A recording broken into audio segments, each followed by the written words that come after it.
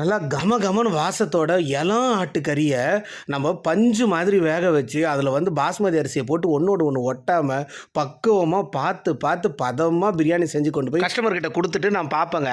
மடமடன்னு எங்கள் ஊர்லலாம் பார்த்திங்கன்னா அதில் தாளிச்சா ஊற்றி தாங்க பிணைஞ்சு சாப்பிடுவாங்க.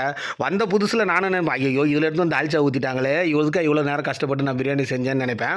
அதுக்கப்புறம் இந்த ஊர்லலாம் வந்து புலவு தாளிச்சா சாப்பிட்றது பழக்கமாயிருச்சு.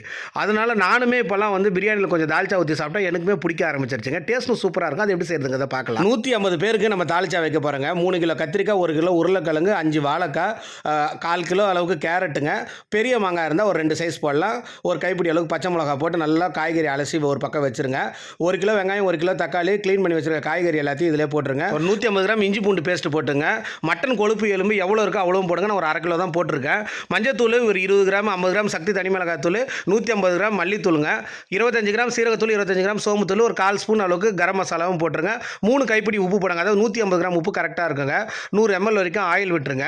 இது எல்லாத்தையும் சேர்த்து ஈவனாக மிக்ஸ் பண்ணி விட்டுருங்க.